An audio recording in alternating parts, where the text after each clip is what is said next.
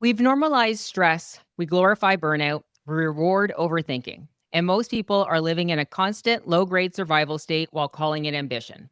Today's guest has spent more than 2 decades helping executives, athletes, first responders, and leaders access something most people never experience consistently: clarity, resilience, emotional control, and inner peace. And the interesting part, he comes from both worlds: neuroscience, and elite performance.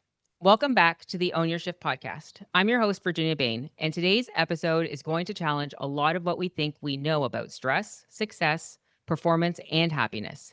Our guest, Spencer Delisle, president of the Art of Living Foundation, executive coach, global meditation teacher, former cancer and cardiology researcher. For more than 20 years, Spencer has worked with executives, elite athletes, first responders, government leaders, and organizations around the world, helping people improve mental resilience, emotional regulation, leadership, and performance through breathwork and meditation.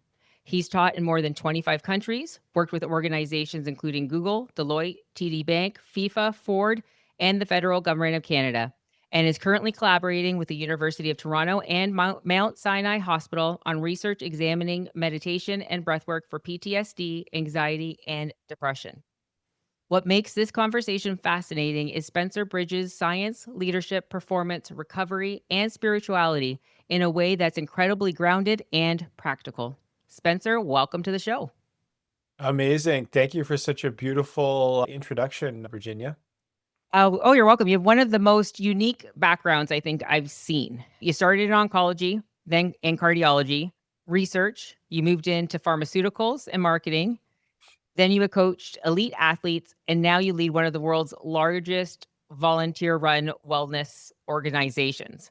So I guess this is the best place to start. How did your path evolve into this work? And maybe just give us a little bit more information about yourself for the people that are meeting you for the first time. Sure. So, where to begin? I think as a kid, I was a very curious kid. And I always had, you could say, a spiritual aspect to me. I was Mhm. interested in the mystery of the unknown, so to speak. And I grew up in a Christian tradition, so I was really into doing the whole altar boy thing and reading the text, the Bible, Old Testament, and also different religious and spiritual texts. And then it was interesting. You get to a point in your life where you start to really discover yourself. And I remember I started to achieve some of these things in my career that I thought would bring me a lot of happiness and joy that I worked really hard for. And they didn't. Yeah, I think that's very typical. Yeah, that's right. It's like I just felt like the juice had gone out of life. I had a good time with my friends and family and this kind of a thing, but I almost felt like I was living like a groundhog day. And it was like eat, sleep, see a few friends, work mainly, and then just rinse and repeat. And that, we say in French, that joie de vivre was not there. That freshness and that energy of life was just not there. And it got me asking some bigger questions. Okay, if it's not this, then what is it? What is this life? And how can I contribute to the world? And that those questions started a great journey, and which brings me now to being very fortunate to, after, wow, it's been about 23 years I've been with the Art of Living Foundation, and we're in 100 over 180 countries. Mm. We have over 40,000 teachers that teach our programs, and then if you count it, in-person events and online, as well as the courses that we teach, we've touched the lives of over 800 million people. Wow. So, yeah, it all started 45 years ago, actually, this year, by the founder, Gurudev Sri Ravi Shankar. He's an enlightened master, yogic master from India, and he essentially cognized these techniques so many years ago and started teaching them in India at first, and then very quickly started to travel internationally. And the way I look at it is that I always want to learn from the best. So someone, only a lit candle can light another candle. And someone that's living in the present moment, every moment, we call that enlightenment. That's the person I want to learn for and from. And really that is the essence of Gurudev, we call him. And so I was able to learn from him, become a teacher. And that's it. I feel that all the wisdom in the world is yours. Wow. And yeah, and like for example, I think of my phone, right? My phone is made in China and designed in California. I'm neither Californian nor am I Chinese, but I value this so much because it's so useful for me. So in the same way, meditation and yoga and these breath, it comes from India, but it's a technology. You could say it's a new kind of, it's an Hmm. inner technology that we can benefit from no matter what its origin. Yeah, I guess not new. It's probably the oldest. I Right. first thank you for the work you do. It sounds like an incredible path and purpose that you have. You spoke of the Groundhog Day, and I do think that's something that so many people can relate to. Was there a big kind of aha moment for you that really in your life that really made the shift, or is there something that you see with the people you work with or come in contact with either now or in the past that really is like a common theme or pattern maybe that you see in people before they change, or that is maybe a catalyst that they know they need to change? That's such a great question. And I would say that, and I know this was my case before I started practicing these techniques, we just have so many demands on us. And we're responsible for so many different things in our life, like our family, our work, our community, and of course, all our relatives, our kids, partner. And all of these were pulled in so many different directions. And no one has ever taught us how to manage our mind and emotions. And I think so much so that our mind has become so busy with all these impressions of these past experiences that we've had, little traumas, little negative impressions that stay with us, that we're not even able to see the world as it is. So, for instance, like if I give an example of, imagine that every impressionable circumstance that you've had in your life, little trauma or what have you, whatever was highly emotionally charged situation, often we tend to store those things. And it's like each experience is almost like putting a pair of colored glasses on. And okay, I got in a fight with my partner. That's put on one glasses. Okay, my kid is in the hospital. There's something wrong. Okay, there's another one. Okay, I'm having a very toxic relationship at work. Okay, I put another one. And all of a sudden, we've got how can we be expected to see things as they are? But what I found is that through these techniques, we can, particularly through the breath and meditation, we can actually remove these colors and we can see things as they are. Because the reality of the situation is, if, for instance, you're wearing a mauve pair of glasses, and I'm telling you, okay, the couch behind me is white, what are you going to believe? Your own experience or me telling you? I Yeah, mean, and that goes back, I believe it's that popular phrase, we don't see things as they are, we see things as we are, right? And right. that's very true in everything, even whether it's our past or the present. It's so true. So that's the idea, is to give people these tools that, yeah, neither at home nor at school have we learned how to manage our mind and Mm-mm. emotions. So Art of Living is really the school for that, to give you very powerful ancient tools for the modern age that you don't have to go talk to somebody about it and bring up everything once again. No knock on that. That works for some people. That's great. But through these techniques, you can just let go of those negative impressions that are holding you back. So the memory stays, but the attachment to that negative emotion, so to speak, that's dragging you down and keeping you stuck in a reoccurring pattern, you get freed from that. So just by learning some of these very powerful tools, only takes a few minutes a day, we can start to more and more see things as they are, and then just feel more free and more centered. And no matter if we have a difficult relationship or some difficult time Mhm. comes along, I can have that equanimity that no matter what someone says, what someone does, or what the situation is around me, I may have some emotions that come up, but I can weather the storm and keep my centeredness and keep a smile on my face, really, no matter what Mhm. happens. I love that. I feel very similar to you in the ways of sometimes that I find with therapy or that type of counseling, it spends a lot of time in the past. And then so you might move on to it in the moment. But then I feel like anytime something goes wrong, people naturally fall back to it's because of this.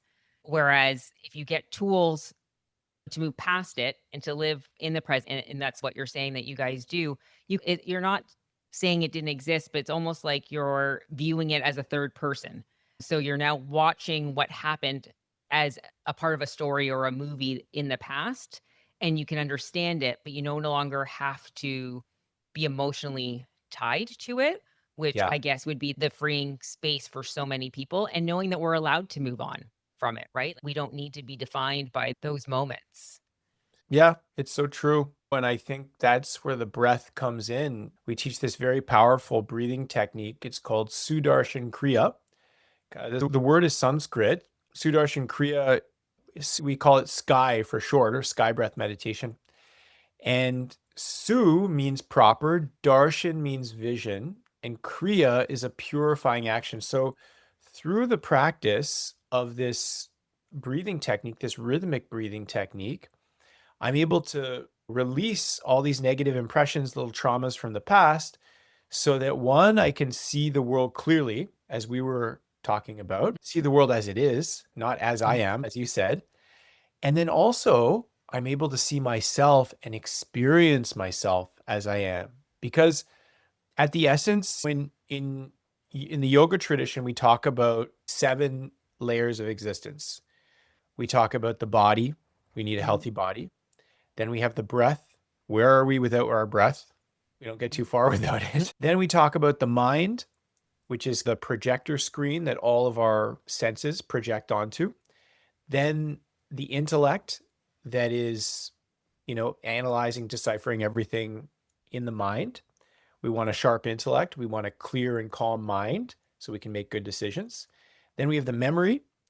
Often, when we're stressed out and overwhelmed, what happens? We remember the things we'd like to forget, and we forget the things We want we'd to like to remember. Yeah. remember. Yeah, yeah. So seeing how we can switch that with these practices by cleansing those.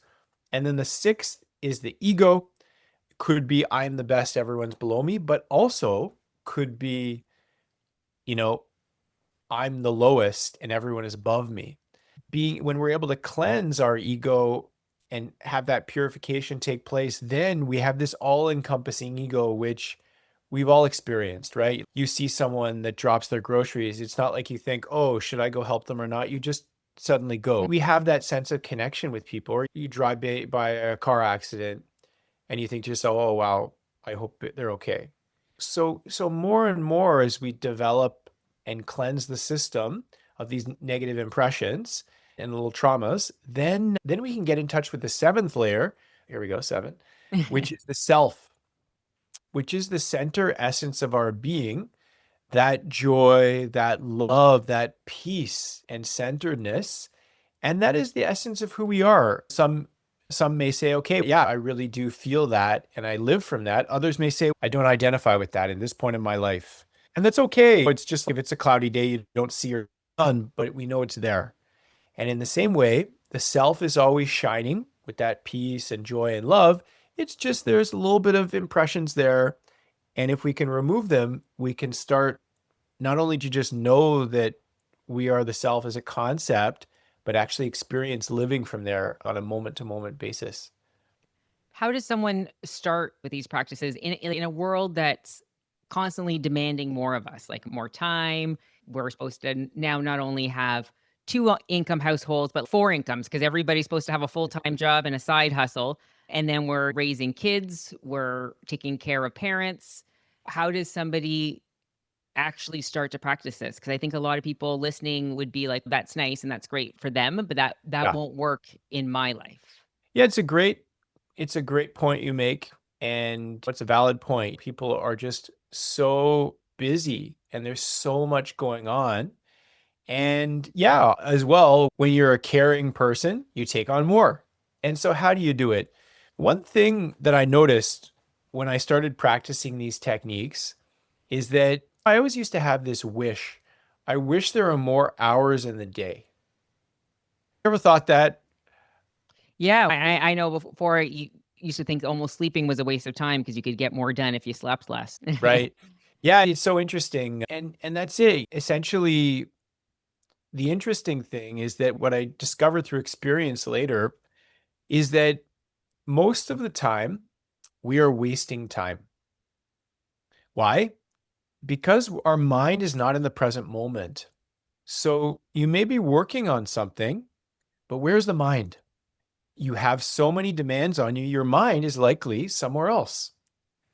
And then you realize you've been strategizing or planning on something, and then you come back to what you've been working on. How many times does this happen? Incessantly. Yeah. How many times have you driven home? I'm sure people from work doing the same route and they just arrive at home, but they don't remember really at all the drive because they've just been in their heads going over everything. Yeah, exactly. So that's what I noticed. And the more the mind can come to the present moment, the more we save time. So something that normally, because your mind is so all over the place and running here and there, taking a cappuccino break, going on a little trip to the grocery store and picking up all that, if you can come to the present moment, then in something, instead of taking it you 3 minutes, it takes you 1 minute. Instead of taking 3 hours to do something that you have to focus on, it only takes you 1 hour. And how do So we you achieve mean it? Ah, that's a great point you made. And that's the interesting thing because the latest research shows that actually we don't multitask. Maybe you yeah, already know that. yeah. We're switching. And the interesting thing is that what they discovered is that it actually takes more time because every time you switch, the brain has to remember where it started on the last task and come back to that Mhm. point. So this drains our energy completely. And another thing we talk about in the art of living is ways we can increase people's energy and be in the present moment. We talked about a few, you talked about sleep. I as well, I thought that at one point before I started all these practices that sleep was a bad habit I could kick. Yeah. And I didn't, it wasn't so successful in that. And it's interesting because the brain, science now shows us that there's only one organ in the body that doesn't cleanse itself 24/7. So most of our cells are cleansing themselves Mhm. 24/7, but there's one organ that doesn't. What organ is that? The brain. The brain gathers up all the garbage throughout the whole day. And then when does it take out the trash? When we sleep. Sleep. When Some we people sleep. might need a lot of sleep. Yeah, there you go. Yeah, yeah, exactly. Yeah.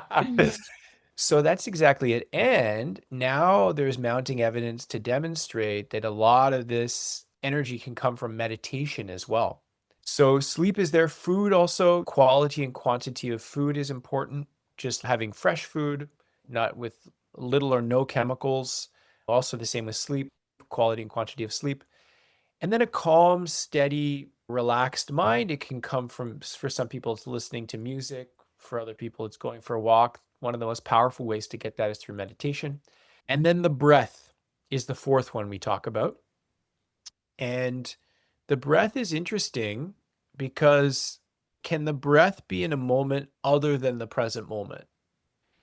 Can I, for instance, say, okay, I breathed enough today. We're going to take a break until Sunday. Yeah. Good luck, right? Yeah. Yeah, that's just not possible. You don't breathe. No breath, no life. So breath is essential. And in that essential aspect is beautiful. And there's a story of a beggar that sat on this piece of land underneath a tree, and he begged his whole life and just to get by and struggle. And then when he passed away, they removed some earth from where he were. They were cleaning the area. And what did they find? They found a treasure filled with gold and diamonds and precious stones.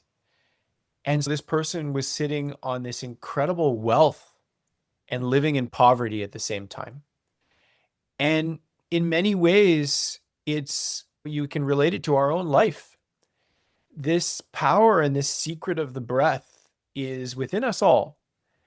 Although many people, many of us, we just have never explored this. And not only can it bring us to the present moment, but it can enable us to have more autonomy and self-agency over our own mind and emotions. And you can learn a few things from a YouTube video or learn something from a book or something like that. But really, if you really want to go into the essence of these secrets, it's really important to find a trained teacher and a school that has that depth of experience. And really, yeah, that's what we offer on our Art of Living Part 1 course, where we teach that technique, like I was saying, the sky breath meditation, the Sudarshan Kriya.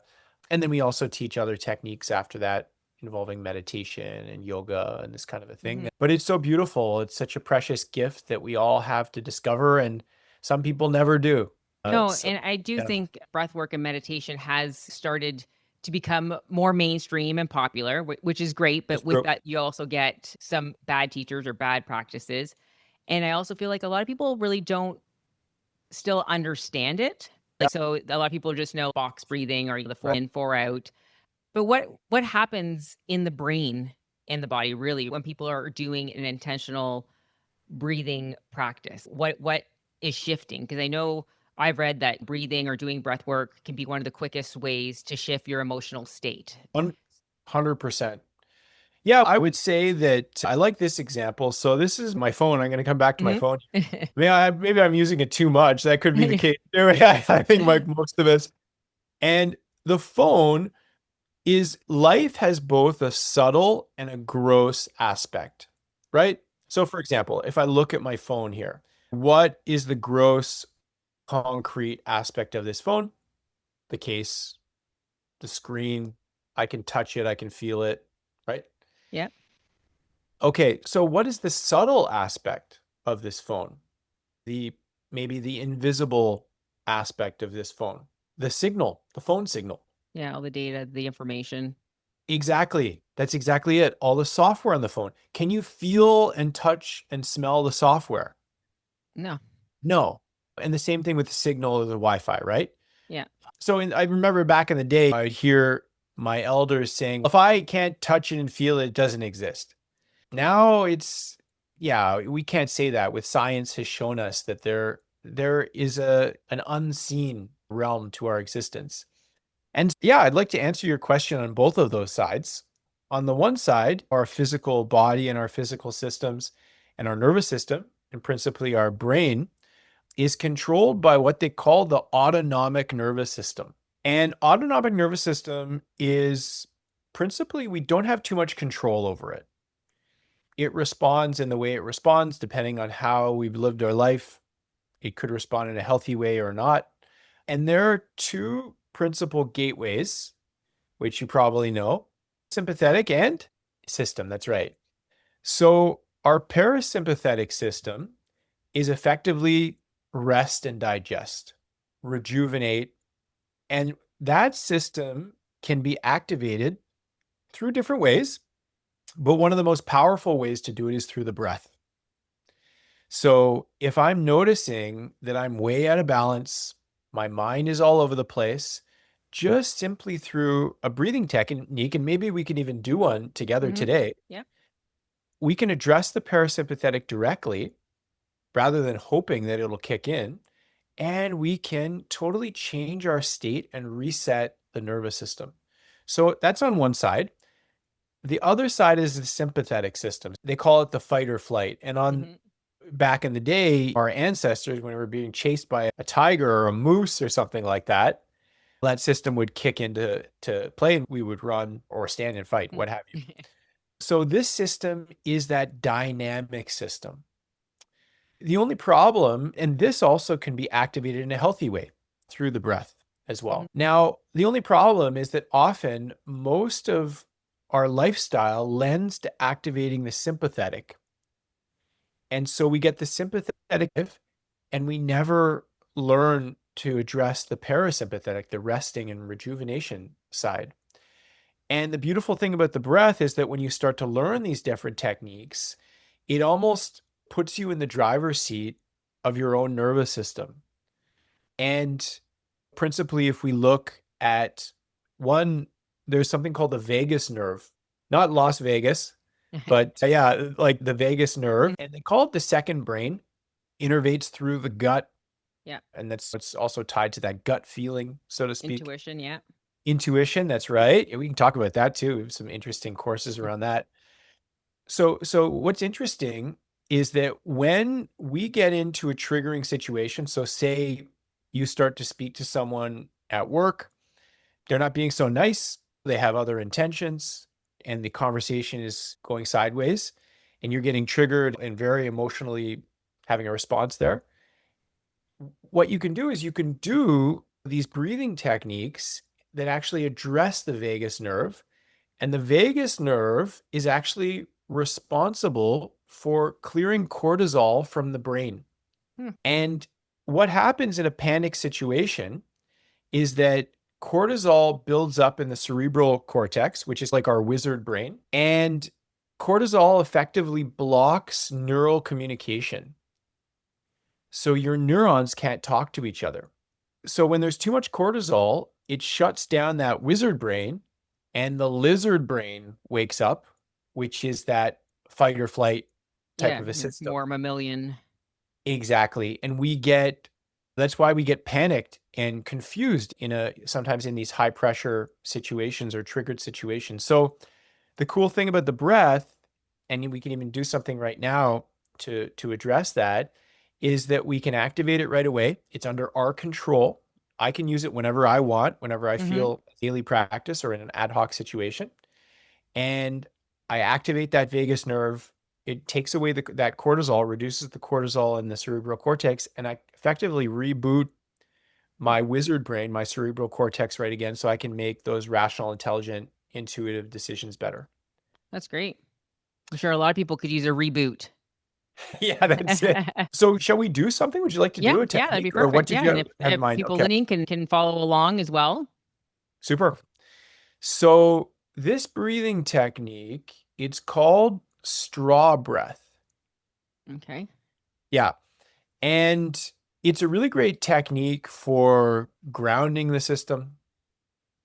So if you feel like your mind is all over the place, if you're feeling emotionally triggered by some conversation or some situation, you feel yourself getting out of control, then you can use this technique and it will bring you back to your center, help activate that parasympathetic, and give you that much needed rest and rejuvenation. So, what we do is we're going to be breathing in through the nose Okay. and then out through the mouth. But when you breathe out through the mouth, you're going to imagine that you have a straw in your mouth.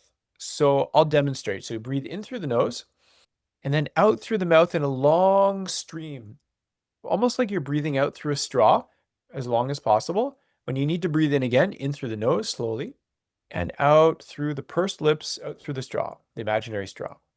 If you like those watching and we can do it together, Yep. Okay. let's breathe in through the nose, out through the straw, imaginary straw. Purse the lips, breathe out through the lips. When you run out of air, you can breathe in through the nose again, in through the nose, out through the mouth, through the pursed lips, imaginary straw. Out breath should be much longer. Breathe in again and out through the lips. Let's do a few more. In through the nose, out through the pursed lips, imaginary straw. In through the nose, out through the lips. Let's do one last one. Breathe in through the nose, out through the pursed lips. And if you have your eyes closed or your gaze softened, you can just keep relaxing for a moment. If you like, you can have the hands on the knees with the palms facing up and just observe any sensations in the body and the state of the mind. And slowly we can open the eyes. That's great. Thank you. Pleasure. How do you feel? Calmer. Good. Yeah. Yeah. Lighter is almost a better word. Very nice. Lighter. Yeah. Yeah. Calmer. That's right. Yeah. We only did a few. Typically, we say to do about 6 to 9, Okay. 6 to 9 breaths. And you can even do a few rounds. And this is something that you can do before a meeting, an important Hmm. meeting. Maybe you have an important conversation with your spouse or someone in the family. You want to be centered. And even in conversation, we can do it very subtly and people won't know, or on a Zoom call or what have you. Yeah. And this is really one very small taste of the power of the breath. Yeah. Yeah.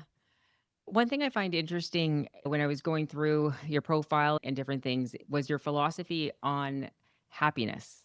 You had said that happiness isn't the goal, it's our nature.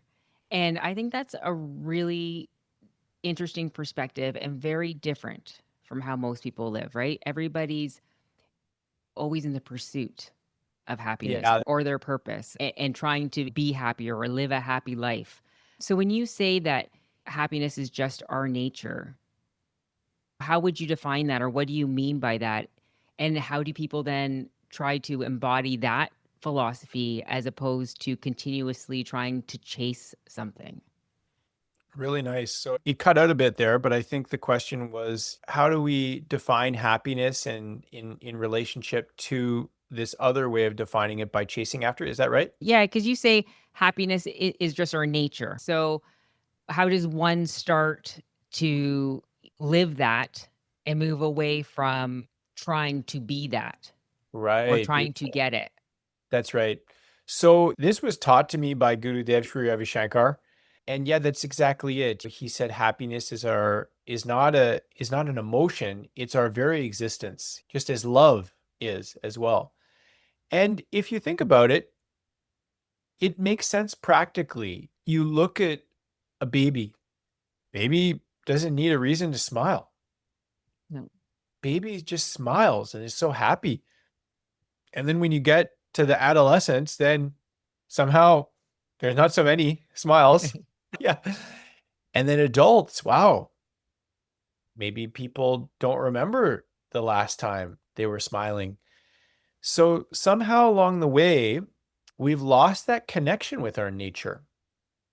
And yeah, I think that really through the way the society is, a society of constant distraction, we may have gained a lot of knowledge and we've learned a lot of things, cultivated our intellect. We have a lot of different technology out there, but sometimes this technology, especially the phone, it's very practical in many ways, but it's taking us away from our nature and our ability to just be with ourself. And it's a good point. Like some people might say, you say that happiness is my nature, but that's not my experience. I don't feel that way. I may feel anxious or depressed or angry or what have you. And I would say the first way to start to experience yourself is just by bringing an awareness to your own state. Because most of the time, what do? You feel anxiety. First of all, who likes to feel anxious? I don't know anybody. I don't know anybody either. Yeah. So what do we do with something we don't want? We know from our life in the physical world, we push it away. But the law of the mind is different. If I push this computer away, yeah, it'll move. But in the law of the mind and emotions, when I push or put a resistance on emotions or the thoughts, what Mhm. happens? They persist. Whatever you Yeah. resist at the level of the mind persists. So a lot of us are in this kind of vicious cycle where we want to get out of this anxiety or out of this anger or out of this, what have you, negative emotion of some kind. And we're the ones that are prolonging it. By our very own resistance, we're the ones that are holding on to it. And I should say also, these are all human emotions.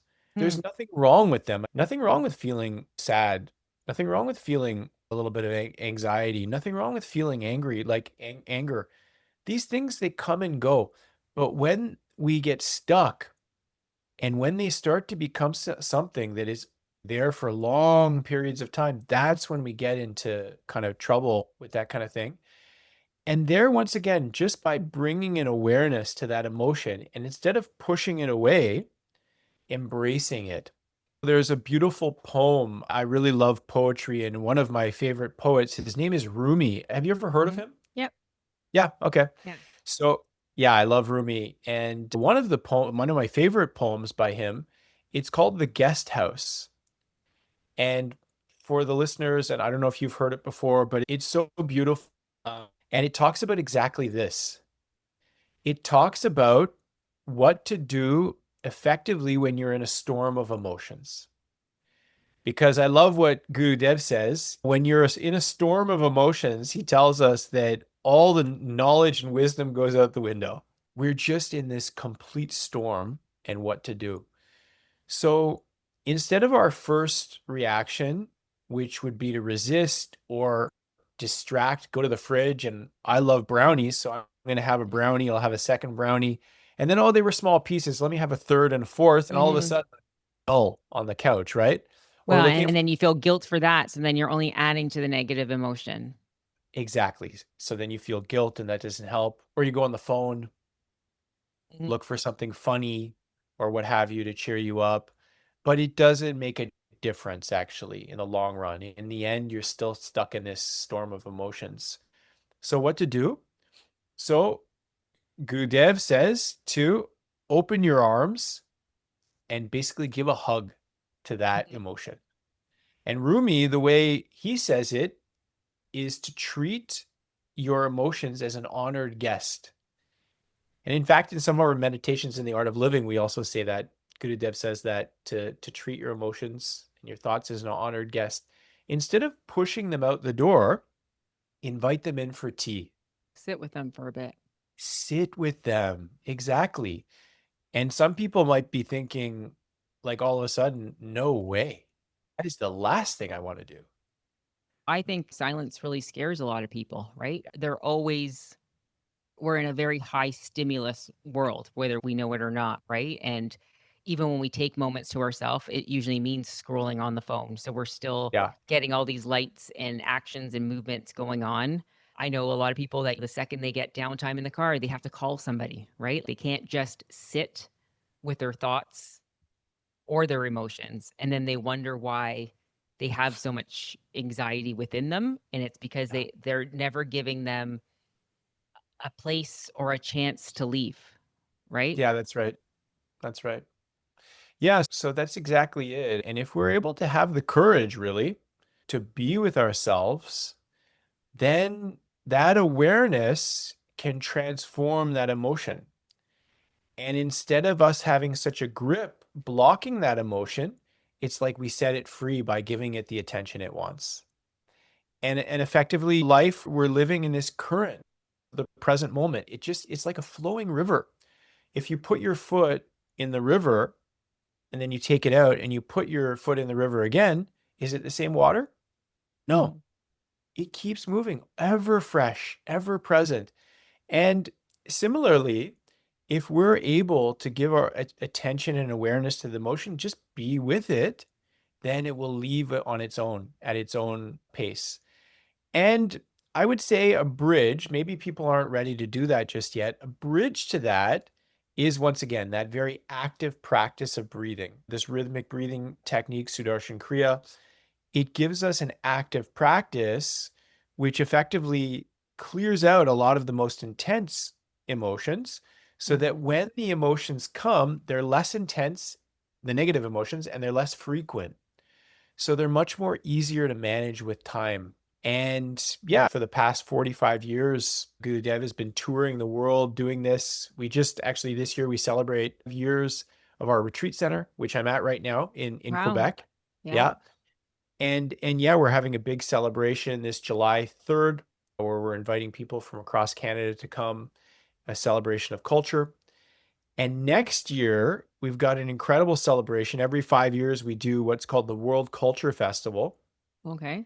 And where will that And be? the last one was in DC. We had over a Hmm. million people on the National Mall, Wow. 85 food trucks, 17,000 artists. And the year before that, it was in India. We had 3.75 million people come. Absolutely incredible. One of the world's largest meditations ever. Artists from around the world, 36,000 artists, I think there was. And this year, guess who won the bid for the World Culture Festival? Who? Us, Canada. Canada. Yeah, Nice. that's right. So our friends in the US, of course, we're going to be welcoming everyone from the Hmm. US, of course, across Canada and the world. And we're going to be holding this World Culture Festival in Toronto. It's going to be the fall of 2027. And the whole idea is that you look in the world right now and there's so much division. And the Hmm. idea with Art of Living is we want to make everyone realize that, hey, life, or remember really, life is a celebration. And let's celebrate our diversity. It's so beautiful. And we may look different, we may eat different food, but we're a one world family, we're a one humanity. And yeah, the World Culture Festival is really an opportunity to celebrate that, breathe, meditate, incredible performances, eat delicious food from around the world. And yeah, we'd love for you and your listeners to come and join Hmm. us. And so all that information will be on your website because I'll link to that obviously in the show notes so people That's can right. learn more and get more details. So when you go or you host these events, not just the World event, but other events that the Art of Living is doing, do you see who are your guests? Because I can sense people that if they're listening, they'd be like, "Yeah, that's great," but it's a little too quote unquote woo for me, or especially if they're in corporate or doing something different that I can sense that maybe there would be hesitation about doing something like this or being Right. open to it. But maybe if you could just share your experience with the people coming and walks of life for a better choice of words. I don't really like that, but by, Yeah. who is attending these events and who do you see coming? And is it just what people would stereotypically think that would be there? I think that we've got everybody. For instance, Ban Ki-moon was a part of the reception committee and he was one of the speakers at the event. Former Secretary General of the United Nations. Tim Draper from the US, he's one of the most successful entrepreneurs out there. Hmm. I believe he was on one of those big shows, Shark Tank or something like that. Yeah. And so he was there, he spoke. He also did a pitch competition for businesses. We had all kinds of Congress people and senators, then even representatives from the federal and provincial government came to attend. And yeah, we also have a corporate arm, which is called the TLEX Institute, Transformational Leadership for Excellence Institute. And we do all our corporate programming through that organization. And yeah, we've worked with everybody, Microsoft, Google, all the banks, RBC, CIBC, TD. We've worked with engineering companies, all the consulting groups, Deloitte's, PwC, and everybody in between. Yeah. And I think that's it. I think that more and more people are becoming aware that, hey, there is more to me than just my body. And they're getting to know more of that subtle aspect of themselves. And I think now, with the way science has developed and the way this is becoming more mainstream, basically everybody with a heartbeat is coming to this Yeah. festival because it's also such a beautiful way to celebrate life and be together and be amongst really uplifting people. I remember the last one in DC. There was supposed to be a government shutdown and it was supposed to start on the first day of when we were going to Hmm. start the World Culture Festival. So talk about bad timing. Yeah.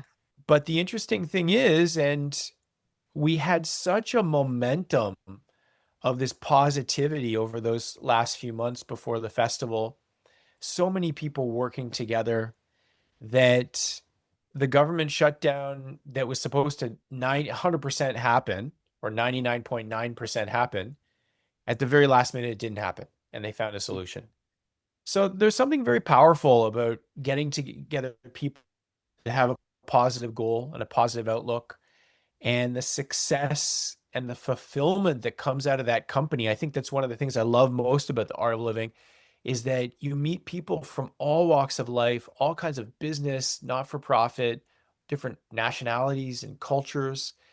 And it's an opportunity to just learn so much and grow not only yourself, but grow with other people, other like-minded Hmm. people. So yeah, I would say it's open to all. And if someone's a little hesitant, why not step a little outside your comfort zone and give something new a shot and see if you like it. And just when you buy a croissant or when you buy a sandwich and you don't like it, if you don't like it, you just toss it in the bin. Yeah. And same here, at least give yourself an opportunity to experience something new, and then you be the judge. Yeah. No, I think that's great. And I would encourage everybody to go to the website and check it out and see the events and everything else. I feel like the world with technology and everything else has gotten so big that we get to see so much, but at the same time, it's really shrunken our worlds Yeah. because we only interact with the people we know. Even our algorithms and stuff are curated to give Right. us more of what we know. So we think all we see or all that's out there is what's being curated to us. And there's so much life, I guess, and just so much more world, right? Again, it True. brings us back to we see the things as we are and not as they are, right? So we're experiencing the world only through a lens that we have right now. And maybe it's time for people to put on a different set of glasses. Hey, yeah, I think you're right. And yeah, we have a new institute that we opened as well. It's called the Institute of Absolute Intelligence. So it's a new kind of AI. We all know the incredible advancements that are happening with AI. And we are also looking into AI and developing that aspect, but we have a different kind of AI, which is this absolute intelligence. And it's linked to what you actually mentioned in the very beginning of our conversation, which is intuition, and how many of us have experienced this. Some people call it gut feeling, and we've all experienced it. Someone, you think of someone and they call, Yeah. or you have to make a big business decision and you've lined everything up, all the pros and the cons, but then you've got this feeling that you have to go. It's very clear you have to go in this direction. And you do, and maybe you narrowly miss something that could have really Mhm. set you back. So we have this intelligence within us, but the issue is that we don't often listen to it. Yeah. And when you can listen to it more and you can develop those skills, you can flourish your whole system in your life, actually. And we teach that through the adult courses, but we have a course for kids. It's called the intuition process. There's a video on what these kids can achieve through practicing these Hmm. techniques. It almost seems like it's in the Matrix. You got to see this. There's live demos across the country and the world, but at least take a look at the video, and I'll share the website with everybody so Yeah. you can share, you Yeah. can That see would it. be great. What a great time to kind of start if you can get the children doing it at a young age and it becomes something they just know to rely on as opposed to foreign, right? Exactly. Yeah, Yeah. No, exactly. that's Yeah. Kids, it's amazing what they can do. Yeah. this conversation's been great. We've touched on a lot of things. Before I do close, I do have some kind of rapid fire questions that Sure. I do to end the podcast just to get some fun in here. Let's do it. What is your morning routine if you have one? Definitely. Morning routine is doing my breathing and meditation and yoga practices, working out, and having a healthy breakfast with my wife. Very nice. One habit people should stop doing. Stop being so hard on yourself and judging yourself. If you judged other people the way you judge yourself, no one would want to come near you. But we somehow find the liberty to do that to ourselves. So please stop that. Yeah. One habit everybody should start. Powerful one is daily gratitude. We have so much to be thankful for. And the more you are grateful for the things in your life, the more that faucet of grace and energy and abundance can flow in your life. And the more actually we go the other way to Yeah. complaining and blaming, it goes the other way. It turns off that faucet of grace. Your definition of true success. I'm going to steal one from Guru Dev, an everlasting and untarnishable smile. And what does living well mean to you? Living well means to be able to be connected to myself and live from that space. That's great. Thank you. I think a lot of people listening today needed this reminder. And even if that's just to take 5 minutes out of their day, today or tomorrow, to sit with themselves, to breathe, they can go back and pause the breath work that we did here during the episode and do it and maybe timestamp it if they need to come back to it to be led or guided, as well as looking through the website to know how they can get connected and learn more.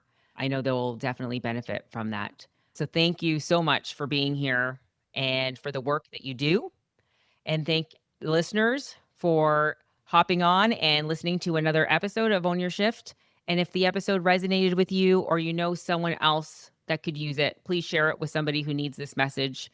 And make sure to own your strength, own your shift, and keep breathing. Till next time. Thank you.